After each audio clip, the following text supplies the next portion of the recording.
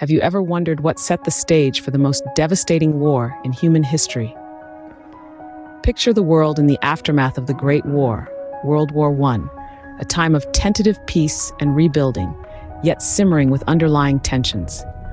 This was the Interwar Period, a time when the seeds of the Second World War were sown. In the shadow of the unprecedented destruction of World War I, the world witnessed the rise of totalitarian regimes, fueled by nationalistic fervor and the desire for retribution or dominance. The scars of the Great War, coupled with economic instability, cultivated fertile ground for militarization, as nations sought security and power in an uncertain world. Simultaneously, the diplomatic efforts to maintain peace faltered. The League of Nations, the precursor to our modern United Nations, proved impotent in preventing the escalating aggression. The stage was set, the players were ready, and the world was on the brink of a war unlike any other. Imagine a war strategy so swift and destructive, it was called the Lightning War. The Blitzkrieg, a German term meaning lightning war, was a tactical doctrine employed by Nazi Germany that emphasized speed, coordination, and concentrated firepower. This military tactic was first seen in action during the early stages of World War II, particularly during the invasions of Poland, France, and the Low Countries. The Nazis combined the use of armored divisions, or panzers, and air power to strike quickly and decisively, bypassing enemy fortifications and encircling their armies. The Blitzkrieg strategy was ruthlessly efficient. It allowed the Germans to conquer vast territories in a short time, catching their adversaries off guard and leaving them scrambling to respond. But as rapid and devastating as these attacks were, they also exposed inherent weaknesses that would eventually be exploited by the Allies. The Blitzkrieg left a trail of destruction and despair, changing the face of warfare forever. What does it take for a nation under siege to resist a formidable enemy? In the summer of 1940, this question was put to the test as England faced the onslaught of the German Luftwaffe in the Battle of Britain. For months, the skies over England were filled with the roar of aircraft and the crisscross of contrails. The Royal Air Force, though outnumbered, stood as the last line of defense against an impending German invasion. These brave pilots, in their Spitfires and Hurricanes, were not just fighting for their lives, they were fighting for their nation's freedom. The Battle of Britain was not just an aerial conflict, it was a testament to the resilience of the British people. Their courage and determination under constant bombardment became a beacon of hope. It also marked a turning point in warfare, underlining the significance of air power in modern conflicts. The Battle of Britain was a testament to human courage and resilience in the face of overwhelming odds. How did a seemingly invincible war machine meet its match on the Eastern Front? In the summer of 1941, Hitler launched Operation Barbarossa, a massive invasion of the Soviet Union. This marked the beginning of a brutal conflict on the Eastern Front, characterized by fierce combat, terrible conditions, and staggering loss of life.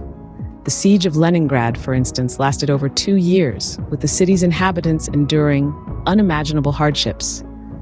Yet, amidst the destruction, the Soviet resistance grew stronger.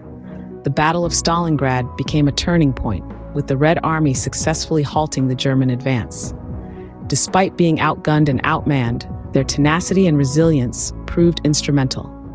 This resistance, combined with a brutal winter, gradually wore down the German forces, altering the course of the war. The Eastern Front was a theater of unimaginable horrors, yet it was also a testament to human endurance and will. What happens when a single event propels a nation from a state of isolation into the heart of a world war? On December 7, 1941, the world was stunned by a surprise attack. The Japanese, in a bid to cripple the U.S. Pacific Fleet, launched a devastating assault on Pearl Harbor. This event, a day that President Franklin D. Roosevelt would famously call a date which will live in infamy, was the catalyst that brought the United States into World War II. In the wake of Pearl Harbor, the Pacific theater became a colossal battleground. The American forces, now fully engaged, faced a formidable enemy across the vast expanse of the Pacific Ocean. Pivotal battles raged from Midway to Guadalcanal, from Iwo Jima to Okinawa, bloody conflicts that would shape the course of the war. Yet, amid the carnage, the Allies advanced, liberating territories once under Japanese occupation. The Pacific Theater was a battleground marked by fierce battles, strategic advances, and the liberation of territories under Japanese occupation. How does one confront the darkest chapter in human history? The Holocaust, an unparalleled atrocity of World War II, unfolds a chilling tale of systematic extermination. Nazi Germany, under Adolf Hitler's command, orchestrated this genocide with a chilling precision, targeting millions of Jews and other groups deemed undesirable by the Nazi ideology. In the ghettos and concentration camps, human life was devalued to an unimaginable extent. The victims, stripped of their identities, were subjected to forced labor, inhumane living conditions, medical experiments, and mass executions. It was an industrial-scale annihilation, the likes of which the world had never seen before. Yet amid the darkness, stories of resilience emerged. People clung to hope, they fought for survival, and some even resisted their oppressors. As Allied forces liberated the camps, the world bore witness to the horrifying extent of Nazi brutality. The Holocaust stands as a stark reminder of the depths of human cruelty and the resilience of the human spirit. Let's ensure that such a tragedy is never repeated. How did one day change the course of World War II? This question brings us to the pivotal moment known as D-Day, the start of Operation Overlord. On June 6, 1944, the largest amphibious assault in history took place on the beaches of Normandy, France. This was no ordinary military operation. It was a meticulously planned and executed endeavor involving multiple nations and hundreds of thousands of soldiers. The goal was clear: to break through Hitler's Atlantic Wall and establish a Western Front in Europe. Paratroopers descended under the cover of darkness, while soldiers stormed the beaches at dawn. The resistance was fierce, the losses heavy, but the Allied forces persisted. This marked the beginning of a grueling but decisive campaign that would ultimately turn the tide of war against Nazi Germany. From this point, the Allies pushed forward, liberating city after city, country after country. D-Day marked the beginning of the end for Nazi Germany, paving the way for the liberation of Europe. What was life like for those who stayed behind, away from the front lines? Let's delve into the experiences of civilians during the tumultuous years of World War II. On the home front, in both Allied and Axis countries, everyday life was transformed. Rationing became a part of routine. From food to fuel, every resource was meticulously managed. Propaganda, a powerful tool, was used to maintain morale, drive recruitment, and promote patriotism. Civil defense measures were taken up, with civilians trained in basic first aid and firefighting, and children drilled in air raid procedures. But it wasn't all about sacrifice. The war also brought about opportunities.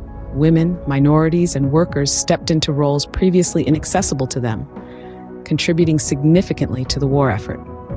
They worked in factories, farms, and offices, proving their mettle and changing societal norms. The home front was a different kind of battlefield, marked by sacrifice, resilience, and a shared commitment to victory. How did the world change in the blink of an eye on two fateful days in August 1945? In the final stages of World War II, a decision was made that forever altered the course of human history. The United States, seeking to end the war and save lives, dropped 2 atomic bombs on the Japanese cities of Hiroshima and Nagasaki. The devastation was unimaginable, with the cities leveled and countless lives lost in an instant. The bombings not only led to Japan's surrender, but also marked the dawn of the nuclear age.